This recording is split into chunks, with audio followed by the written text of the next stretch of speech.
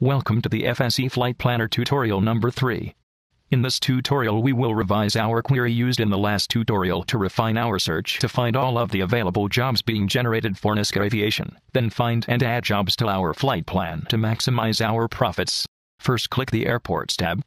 The Airports page lists your user ID, which would contain any airports you own that are not a part of a group, followed by all the groups that you are currently a member of.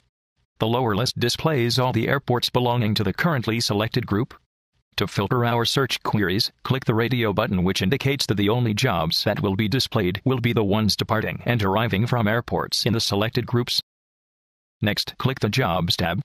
In here, we can apply filters that will only allow jobs to be selected if they have specific prefixes. It is good practice for any group to ensure all jobs being generated for the group have an identifying prefix. This holds true for Niska Aviation, as every job generated by the group starts with the word Niska. When filters are applied in the other tabs, it is clearly noted on the queries page.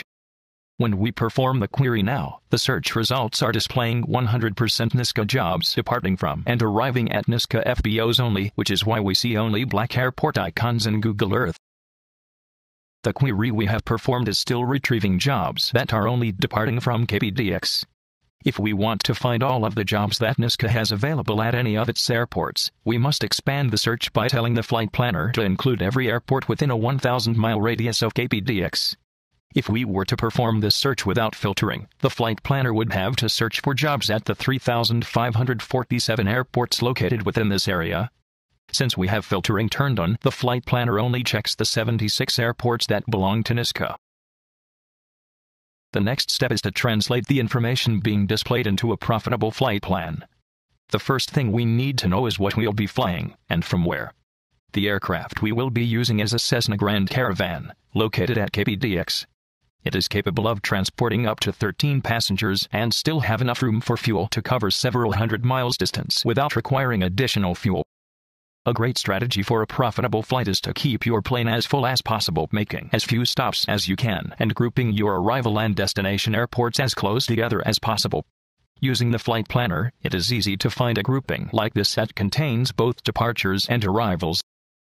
If you can visualize a flight plan that will perform a round trip returning you back to your starting airport, you should test both directions to see which direction will be best to accommodate a full load. For example, traveling counterclockwise here would start at S50 and S36, where there are 9 passengers waiting to be picked up and only 5 being dropped off, which means that if we start with 13 passengers at KPDX, then we would have to leave 4 passengers behind if we come here first. If we travel clockwise, starting at W28, we can see there will be 4 arrivals and only 3 departures, which will work and leave 1 empty seat. When planning multiple stops in a flight plan, try to keep track of what your onboard load will be so that you don't find out the hard way that you're leaving jobs behind. I use a spreadsheet, but if you don't have a spreadsheet at your disposal, then a notepad or good old-fashioned pencil and paper should do the trick. Taking the time to create a working flight plan eliminates the task of being interrupted while flying to multiple locations and enhances the realism of your flying day. In the spreadsheet, we can see that our flight plan will involve 7 flights, transporting 26 passengers to their destinations, and will return the aircraft to the location where we started. In the last tutorial it was mentioned that you can add your flights directly from Google Earth. This is true in most cases. For some of the large airports that have very large numbers of jobs available, it is still recommended to use an actual browser as the pages can be slow to appear within Google Earth. You can see now that I am adding all of the jobs to MyFlight from a browser, using the spreadsheet information as a reference to know what jobs I am supposed to be adding. From the web browser, I sorted the airport listing by destination and located the 5 airports that jobs are traveling to and made sure to add the correct number of passengers traveling to each airport from KPDX, which adds up to a total of 13 passengers. Next, I am using Google Earth to bring up the airport pages for the 6 locations where I will add the correct number of passengers that are traveling back to KPDX. I'll fast forward this part at 4 times normal speed. If you would like to view any of the details on any of these pages during this process, you may back up and pause the video.